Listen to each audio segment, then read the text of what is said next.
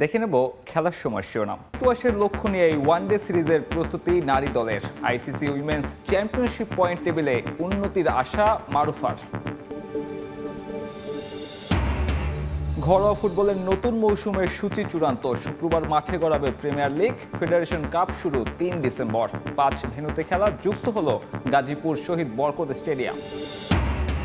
এবং ফিফার নিয়মের মার প্যাচে লাল সবুজ জার্সিতে হামজা চৌধুরীর খেলা নিয়ে অনিশ্চয়তা। বাংলাদেশি বংশোদ্ভূত ইংলিশ ফুটবলারের ছাড়পত্র ইস্যুতে জটিলতা, চিঠি পাঠালো বাফুফে।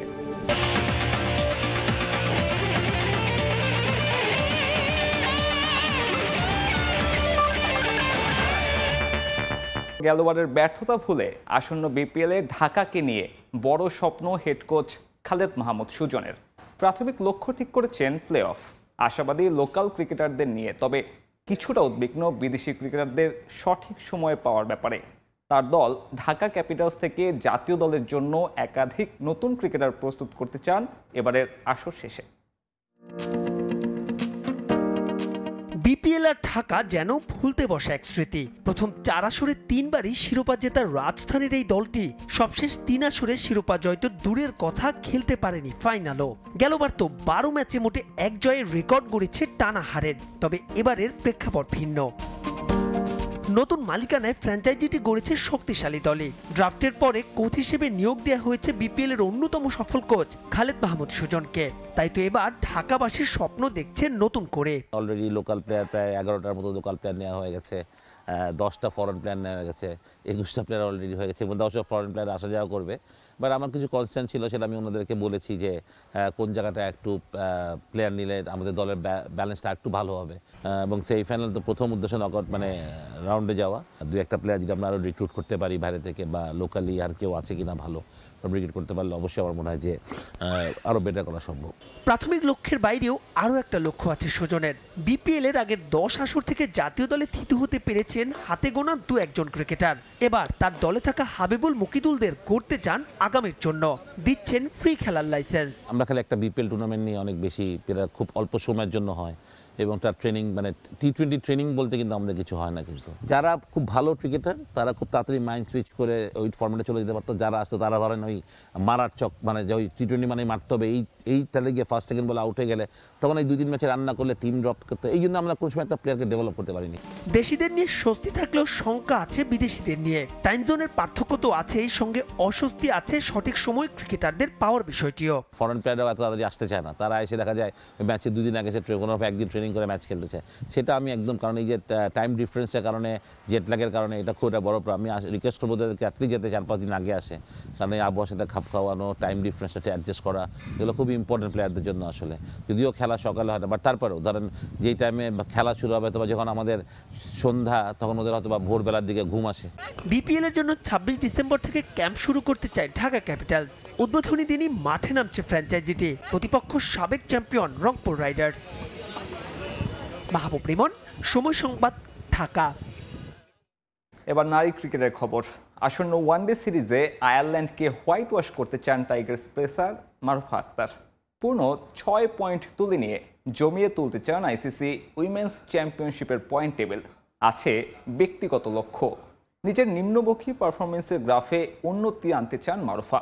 খেলতে চান নারীদের কাউন্টি চ্যাম্পিয়নশিপ, বিগ ব্যাশ কিংবা আইপিএল এর মঞ্চে।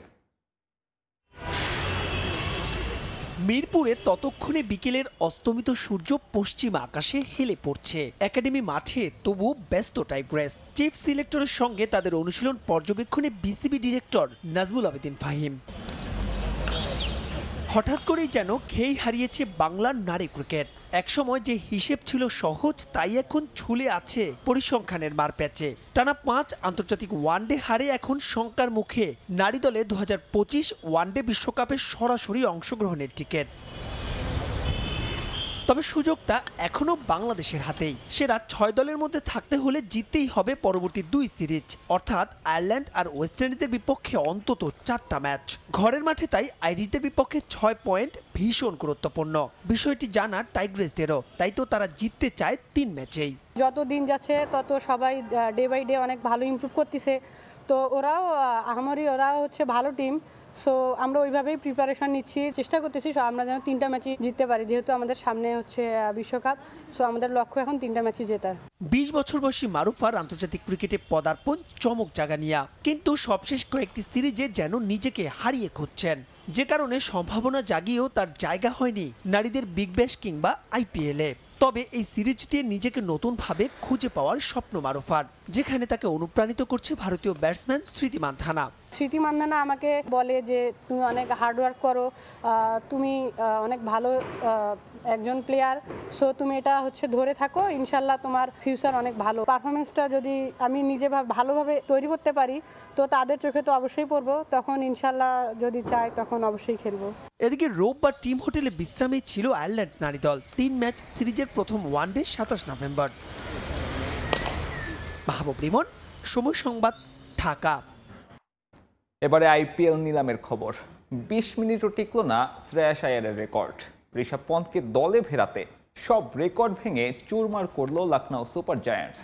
আইপিএল ইতিহাসের সর্বোচ্চ 27 কোটি রুপি দিয়ে এই উইকেট কিপার ব্যাটারকে দলে ফিরিয়েছে সুপার জায়ান্টস।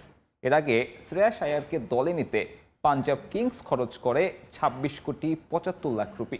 ফ্র্যাঞ্চাইজি ক্রিকেটের ইতিহাসেই এর চেয়ে বেশি পারিশ্রমিকের নজির নেই। পার্থে একের পর এক রেকর্ড গড়ে চলেছে ভারত ক্রিকেট দল। জেদ্দায় না থেকেও রেকর্ড ভাঙা গড়ায় মেতে উঠেছেন ভারতীয় ক্রিকেটাররা। মক অকশনে ঋষভ পন্থের দাম উঠেছিল 33 কোটি রুপি। ধারণা করা হচ্ছিল মূল নিলামেও এই উইকেট কিপার ব্যাটসম্যানকে দলে নিতে উঠে পড়ে লাগবে ফ্র্যাঞ্চাইজিগুলো। হয়েছেও তাই। জেদ্দার আবাদি আল জোহার এরেনায় নিলামের প্রথম 1 ঘন্টাতেই ছিল সব আকর্ষণ। মাঠের লড়াইয়ে নামার আগেই খেলোয়াড় দলে ভেড়াতে যুদ্ধে অবতীর্ণ হয় সব ফ্র্যাঞ্চাইজি। প্রথম সেটেই নাম ওঠে শ্রেয়াস আইয়ারের। গেলবার কলকাতা নাইট রাইডার্সকে শিরোপা জেতানোর সঙ্গে 14 ম্যাচে 146 স্ট্রাইক রেটে করেছিলেন 351 রান। এই ক্রিকেটারকে দলে নিতে তুমুল লড়াই চলে পাঞ্জাব কিংস ও দিল্লি ক্যাপিটালসের মধ্যে। শেষ পর্যন্ত আইপিএলের আগের সব রেকর্ড চূর্ণ করে 26 কোটি 75 লাখ রুপিতে তাকে দলে নেয় পাঞ্জাব কিংস। তবে সেই রেকর্ড টিকেছে মোটে 20 মিনিট। এরপর হয় কোটি সমর্থকের অপেক্ষার অবসান। মার্কি ক্রিকেটারদের প্রথম সেটের শেষ নাম ছিল ঋষভ পন্থের, যেখানে রয়্যাল চ্যালেঞ্জার্স বেঙ্গালুরুর সঙ্গে লড়াইয়ে অবতীর্ণ হয় লখনউ সুপার জায়ান্টস। একটা পর্যায়ে আরসিবি বের হয়ে গেলেও লখনউয়ের সঙ্গে বিডিং ওয়ার চালিয়ে যায় সানরাইজার্স হায়দ্রাবাদ। 20 কোটি 75 লাখ রুপি দাম ওঠে পন্থের। সে সময় দিল্লি ক্যাপিটালসের সামনে সুযোগ আসে রাইট টু ম্যাচ করে এই ক্রিকেটারকে দলে ফেরানোর। পন্থের দাম 1 লাফে 27 কোটি রুপিতে তুলে দেয় লখনউ সুপার জায়ান্টস, যে মূল্যে তাকে নিতে রাজি হয়নি দিল্লি। ফলে রেকর্ড অর্থে মারকুটে এই ব্যাটসম্যানকে দলে নেয় লখনউ। গেলবার আইপিএল নিলামের সব আলো কেড়ে নিয়েছিলেন 2 অজি মিচেল স্টার্ক ও প্যাট কামিন্স। এবার দিল্লিতে খেলা সাবেক 2 সতীর্থ আইপিএল ইতিহাসের সবচেয়ে দামি খেলোয়াড়ের তকমা নিজেদের করে নিয়েছেন। সাজিদ মুস্তাহিদ, সময় সংবাদ। কমল ভোট প্রদানের সময়। বাফুফে নির্বাচনে টাই হওয়া সদস্য পদের পুনর্নির্বাচনে মাত্র 2 ঘন্টা ভোট দিতে পারবেন ডেলিগেটরা। বৈঠক করে এমন সিদ্ধান্ত নিয়েছে নির্বাচন কমিশন। এই সিদ্ধান্তের ফলে ভোটার উপস্থিতি আরও কমে যাওয়ার শঙ্কা করছেন প্রার্থীরা। এর আগে ভোটিং টাইম সকাল 11টা থেকে দুপুর 2টা পর্যন্ত ঘোষণা করেছিল নির্বাচন কমিশন। বাফুফের কার্যনির্বাহী কমিটির 21 পদের বিপরীতে 20টির নিষ্পত্তি হয় 26 অক্টোবরের নির্বাচনে। টাই হওয়া একটি সদস্য পদের নির্বাচন 30 নভেম্বর, যার জন্য বৈঠকে বসেছিল কমিশন। সেখান থেকে এসেছে অদ্ভুত এক সিদ্ধান্ত।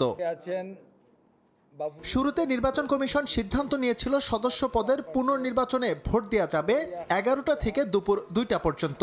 তবে বৈঠক করে সেই সময় কমিয়েছে কমিশন। ডেলিগেটরা ভোট প্রদানের জন্য সময় পাবেন মাত্র 2 ঘন্টা, সকাল 11টা থেকে দুপুর 1টা পর্যন্ত। এমনিতেই মাত্র একটি পদে নির্বাচন হওয়ায় ডেলিগেটদের মাঝে আগ্রহ কম। তার মধ্যে ভোট প্রদানের সময় কমিয়ে আনায় তাদের আগ্রহে আরও ভাটা পড়বে সেটা বলাই যায়। তারপরও নির্বাচন কমিশনের এমন সিদ্ধান্তে অবাক প্রার্থীরা। এটা যদি হয় সেটা আসলে অ্যালার্মিং, কারণ সারা বাংলাদেশ থেকে যেহেতু ভোটার আসবে সেখানে 2 ঘন্টা আসলে নট সাফিসিয়েন্ট। ইভেন আমি বলি যে 11টা থেকে 2টা পর্যন্ত এটা সাফিসিয়েন্ট ছিল না। যখন ছিল যে 15টা ভোট, ওই সময়ের বিষয়টা আর এখন কিন্তু টোটালি ডিফারেন্ট। 1v1 তো মানে একটা ভোট 2টা ভোট এরকম হয়ে যাচ্ছে। এখন আসলে অনেক টাফ একটা সিচুয়েশন। জয় তো ডেফিনেটলি আশা করি, এখন ডেলিগেটররা যে ডিসিশন নেন, যেটা ভালো মনে করেন, সেটার উপর বেস করেই তো রেজাল্টটা হবে। মাত্র একটি পদে নির্বাচন হওয়ায় ডেলিগেটদের আকৃষ্ট করতেও বেশ বেগ পেতে হচ্ছে প্রার্থীদের, বিশেষ করে ঢাকার বাইরের ভোটারদের ক্ষেত্রে। যদিও উপস্থিতি নিয়ে কোনো মাথা ব্যথা নেই নির্বাচন কমিশনের। 133 ডেলিগেটের মধ্যে যে কয়জনই আসুক না কেন, তাদের ভোটিং ম্যান্ডেটেই আসবে চূড়ান্ত সিদ্ধান্ত। সবাই তো সংগঠক, না হলে ক্লাবের কর্মকর্তা এবং খেলোয়াড়রা এখানে ডেলিগেট। তো আমি আশা করি যে ক্রীড়া সংশ্লিষ্ট সবাই একটা গভর্নিং বডির ফুলফিল করার জন্যে তারা সদ্যোগে আসবেন। আমি আশাবাদী, যেহেতু গতবার তারা নিজের অজান্তেই আমাকে ভালোবেসে এবং তাদের সমর্থন আমাকে এতদূর নিয়ে এসেছে, এবার আশা করি পরিচয় হওয়ার পরে আর আমার সেই বিশ্বাসটা আরও দৃঢ় হয়েছে। একটা ভোটের জন্য অনেকেই হয়তো আসতে চাবেন না, তো এটা যেহেতু আমরা দুইজনই প্রার্থী, যতটুক ইনফ্লুয়েন্স করে ওনাদেরকে আনতে পারি সেই চেষ্টা চালাচ্ছি। এখন বাকিটা দেখা যাক কি হয়। নির্বাচনে ভোট প্রদানের জন্য যাতায়াত ভাতা পাবেন ডেলিগেটরা। 30 নভেম্বর বাফুফে ভবনেই হবে ভোট গ্রহণ। এসএম ইকবাল, সময় সংবাদ, ঢাকা। এফসি চ্যাম্পিয়ন্স লিগে বি গ্রুপের ম্যাচে আল গারাফার মুখোমুখি হবে রোনালদোর আল নাসর। ম্যাচ শুরু হবে সোমবার বাংলাদেশ সময় রাত 10টায়। আল বায়াত স্টেডিয়ামে আল গারাফাকে আতিথ্য দেবে আল নাসর। দর্শক সমর্থন ও শক্তিমত্তার বিবেচনায় এই ম্যাচে এগিয়ে থাকবে স্বাগতিকরাই। তবে কাতারের ক্লাবটিকে একেবারেই হালকাভাবে নেয়ার সুযোগ নেই আল নাসরের। লিগ টেবিলে 4 নম্বরে থাকলেও শেষ 5 ম্যাচে মাত্র একবারই হারের তিক্ততা পেয়েছে তারা। অন্যদিকে সৌদি প্রো লিগে খুব একটা ভালো অবস্থানে নেই আল নাসর। 22 পয়েন্ট নিয়ে আছে টেবিলের 3 নম্বরে। শেষ ম্যাচটাও হেরেছে 2-1 ব্যবধানে। লিগ শিরোপার রেস থেকে অনেকটাই দূরে তারা। তবে এএফসি চ্যাম্পিয়ন্স লিগের শিরোপার স্বপ্ন দেখছে স্বাগতিকরা। তাই এই ম্যাচে জয় ভিন্ন কিছু ভাবছে না রোনালদোর দল। নিজেদের অর্থায়নে প্রতিযোগিতামূলক ক্রিকেট আয়োজন করে বিসিবির অবহেলার অভিনব প্রতিবাদ রংপুর স্থানীয় ক্রিকেটারদের। ক্রিকেটার্স ওয়েলফেয়ার অ্যাসোসিয়েশন কোয়াবের সহযোগিতায় অনুষ্ঠিত টুর্নামেন্টের পর্দা নামল রোববার। ফাইনালে রংপুর নর্থকে 5 উইকেটে হারিয়ে চ্যাম্পিয়ন রংপুর ওয়েস্ট। তরিকুল ইসলামের ক্যামেরায় রেদওয়ান হিমেলের রিপোর্ট। ক্রিকেট বোর্ডের অবহেলা আর উদাসীনতার অভিনব জবাব। আর্থিক কিংবা অবকাঠামোগত বাধা উপেক্ষা করে লম্বা সময় পর প্রতিযোগিতামূলক ক্রিকেটের স্বাদ। রংপুরের স্থানীয় ক্রিকেটারদের জন্য মাঠের বাইরেও এ এক অন্যরকম বিজয়। 12 বছর আগে শেষবার ফার্স্ট ক্লাস ক্রিকেট, আর বছর 3 আগে স্থানীয়দের উদ্যোগে মেয়র কাপ ক্রিকেট টুর্নামেন্ট। রংপুরে ক্রিকেট ফেরাতে উদ্যোগ নেয়নি কেউ। রংপুর কোয়াবের সহযোগিতায় আর স্থানীয় ক্রিকেটারদের অর্থায়নে অবশেষে সে অপেক্ষার অবসান। বহুল কাঙ্ক্ষিত টুর্নামেন্টের ফাইনাল অনুষ্ঠিত হয়ে গেল রোববার। ক্রিকেট গার্ডেন মাঠে টসে জিতে ব্যাটিংয়ে নামে রংপুর নর্থ। নির্ধারিত 40 ওভারে 111 রানের পুঁজি। প্রায় 12 ওভার আগেই সে লক্ষ্য তাড়া করে ফেলে রংপুর ওয়েস্ট। এ সময় বিজয়ী দলের খেলোয়াড়দের হাতে ট্রফি তুলে দেন অতিরিক্ত জেলা প্রশাসক আব্দুল মান্নান। এমন টুর্নামেন্টকে নিজেদের প্রমাণের মঞ্চ হিসেবে দেখছেন উদীয়মান ক্রিকেটাররা। আমরা যদি মাঠে নিজেদেরকে প্রমাণ করার সুযোগ না পাই, তাহলে তো আমাদের নিজেদের ইমপ্রুভমেন্ট বাড়বে না। অনেক ধরনের প্লেয়ার আছে যারা রংপুরে বসে আছে, প্র্যাকটিস করে বসে থাকে, কিন্তু খেলাধুলা হচ্ছে না। তারা যেন নিয়মিত খেলতে পারে, এই দিকটা আসলে লক্ষ্য রাখার জন্য আমরা চাই যেন কোয়াব এরকম অনেক ধরনের টুর্নামেন্ট আয়োজন করুক। অন্যদিকে সফলভাবে টুর্নামেন্ট শেষ করাকে বিসিবির উদাসীনতার প্রতিবাদ হিসেবে দেখছেন আয়োজক কমিটি ও ক্রীড়া সংগঠকরা। জেলা ক্রীড়া সংস্থা থেকে আমরা কখনোই আসলে সেরকম কোনো সহযোগিতা পাইনি।